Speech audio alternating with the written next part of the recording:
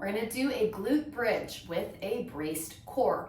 So with this, we wanna make sure we keep those same engagements that we focused on prior, and with it, add some mobilization of the hip.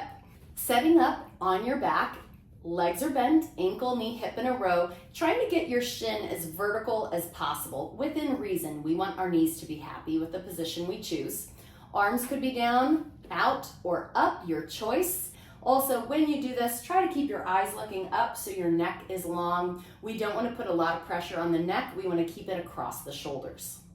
Starting with your braced center, we're going to feel the ribs knit, rib and hip connected with the abdominal awareness here, dimple bones slightly heavy to the floor, and then start to feel the back of your hip firm. So before you even lift, try to feel like we are pushing the feet into the ground and starting to develop a sense of those glutes turning on.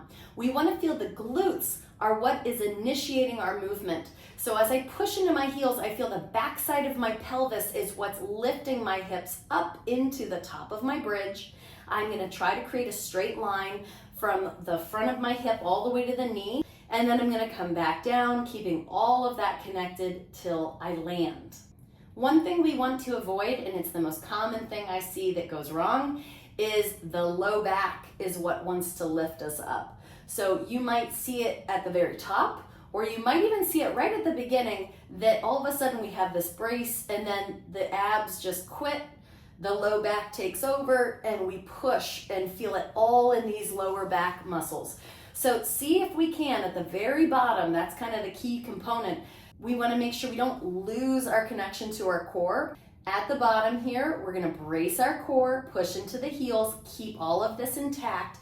Feel those glutes start to push and gradually lift yourself up. If as I go, I start to feel that I go into a back bend, I'm going to stop and I'm going to correct it low. I'm going to tuck the tailbone and get into a better position down here before I start to go up a little higher.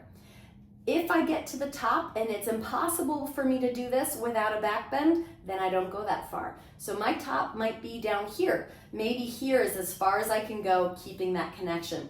And that might have to do with some tightness in the hip or something else that we're not going to hit on with this video. So just go within the range of motion that we can keep the brace across your pelvis the same. So I really want to feel the glutes are what's driving my hips up or my pelvis up. And then I want to feel those glutes are still holding on all the way to the bottom. Sometimes it's useful to imagine if you had a heavy weight across the front of you, you're pushing the weight up right across the front of your pelvis here. We're not pushing it up through the abdomen here. So really feel like the weight's resting on your lap and we're pushing from where the pelvis and the thigh meet, not from the low back and where the pelvis meets.